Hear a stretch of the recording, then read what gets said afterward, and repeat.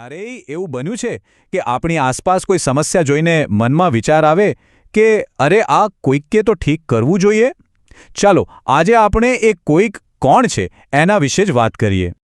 આપણે બધા આવું વિચારતા હોઈએ છીએ, ખરું ને? રસ્તા પર કોઈ ખાડો દેખાય કે પછી પાર્કમાં કચરો પડ્યો હોય, આપણે બસ રાહ જોઈએ છીએ કે કોઈક આવશે અને બધું સરખું કરી દેશે. જરા વિચારો, શું થાય જો આપણે કોઈ સુપર હીરોની રાહ જોવાને બદલે સાથે મળીને જ એ સમસ્યાનો ઉકેલ લાવી દઈએ?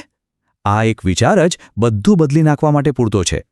અને બસ આ જ છે આપણા આજના વિશ્લેષણનો મુખ્ય મુદ્દો.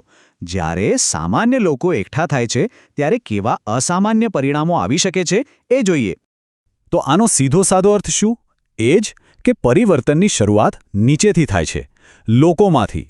ઉપરથી કોઈ આદેશ આવે એની રાહ જોવાની નહીં. લોકો પોતાની સમસ્યાઓનો ઉકેલ જાતે જ શોધી કાઢે છે. આને આમ સમજી શકાય છે.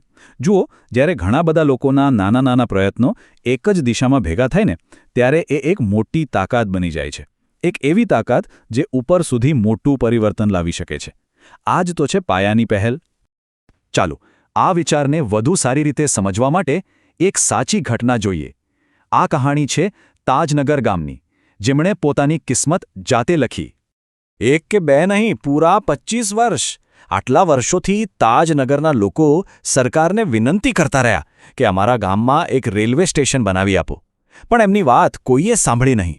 કલ્પના તો કરો, રોજ સ્કૂલે કે કામે જવા માટે આટલી બધી તકલીફ વેઠવી પડે. આ એમના જીવનની એક રોજિંદી અને બહુ મોટી મુશ્કેલી હતી, જેનો કોઈ ઉકેલ જ નહોતો મળી રહ્યો. અને બસ આ એક ક્ષણ હતી જ્યારે બધું બદલાઈ ગયું. જ્યારે ગામ લોકોને સમજાયું કે બહારથી કોઈ મદદ નથી મળવાની, ત્યારે એમણે રાહ જવાનું છોડી દીધું. એમણે નક્કી કર્યું કે તેઓ પોતાનું સ્ટેશન જાતે બનાવશે. એમણે ખાલી વાતો ન કરી, પણ એકદમ પાક્કું આયોજન કર્યું. સૌથી પહેલાં પંચાયતે ઠરાવ પાસ કર્યો, પછી કામકાજ સંભાળવા માટે એક ટીમ બનાવી અને સૌથી અગત્યનું, ગામના દરેક પરિવારે પોતાની શક્તિ મુજબ પૈસાનો ફાળો આપ્યો. અને આ રકમ કોઈ એક મોટા ઉદ્યોગપતિએ નહોતી આપી. આ 21 લાખ રૂપિયા ગામના સામાન્ય ખેડૂતો અને મજૂરોએ ભેગા કર્યા હતા. કોઈકે 3000 રૂપિયા આપ્યા તો કોઈકે 75000. આ હતી સાચી સામૂહિક શક્તિ. અને આ છે એમની એકતા અને મહેનતનું પરિણામ. તેમણે ઇતિહાસ રચી દીધો. દેશનું પહેલું એવું રેલવે સ્ટેશન જે સંપૂર્ણપણે લોકોના પૈસાથી લોકો માટે જ બન્યું હતું. ચાલો હવે એક બીજું ઉદાહરણ જોઈએ. એનાથી સમજાશે કે આ સિદ્ધાંત કેવી રીતે અલગ અલગ સમસ્યાઓ માટે પણ કામ કરી શકે છે. આ વાર્તા છે ઉત્તર પ્રદેશના સીતાપુર જિલ્લાની. વીજળી વગરની જિંદગી કેવી હોય એની તો કલ્પના જ કરવી અઘરી છે. રાત્રે ઘોર અંધારું, બાળકો ભણી ન શકે અને રોજિંદા કામકાજમાં પણ મુશ્કેલી. સીતાપુરના ઘણા ગામોમાં આ જ હકીકત હતી. પણ પછી મેરા ગાંવ પાવર નામની એક સંસ્થા એક નવો અને જોરદાર વિચાર લઈને આવી. એમણે એક એવી ટેકનોલોજીનો ઉપયોગ કર્યો જે સસ્તી પણ હતી અને અસરકારક પણ. જો આ કોઈ બહુ મોટી પાવર ગ્રીડ નહોતી, બહુ જ સરળ અને સ્માર્ટ સિસ્ટમ હતી. દરેક ઘરને 2 LED લાઇટ અને મોબાઈલ ચાર્જ કરવા માટે એક પોઈન્ટ મળ્યો. અને સૌથી સારી વાત એ હતી કે કેરોસીનના દીવાથી જે ધુમાડો અને બીમારીઓ થતી હતી એનાથી પણ છુટકારો મળ્યો. અને આ બધાનો ખર્ચ કેટલો આવતો હતો? સાંભળીને નવાઈ લાગશે, અઠવાડિયાના માત્ર 25 રૂપિયા. આટલી ઓછી કિંમતના કારણે ગામના ગરીબમાં ગરીબ પરિવારો પણ વીજળીનો લાભ લઈ શકતા હતા. આ નાનકડા બદલાવની અસર કેટલી મોટી હતી એ જુઓ. બાળકો રાત્રે ભણવા લાગ્યા, મહિલાઓ રાત્રે પણ કામ કરીને પોતાની આવક વધારી શકતી હતી. બસ એક નાના ઉકેલે આખા સમુદાયના જીવનમાં પ્રકાશ પાથરી દીધો.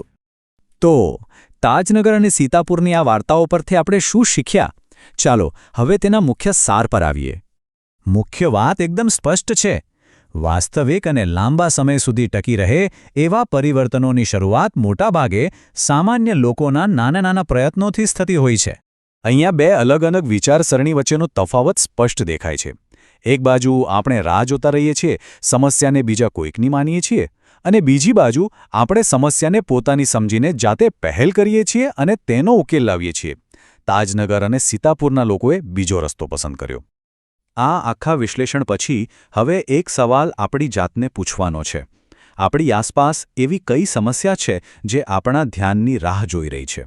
યાદ રાખજો, મોટા પરિવર્તનની શરૂઆત હંમેશા એક વિચાર અને થોડા લોકોના સાથે આવવાથી જ થાય છે. તો વિચારો, આપણે સાથે મળીને શું નવું બનાવી શકીએ?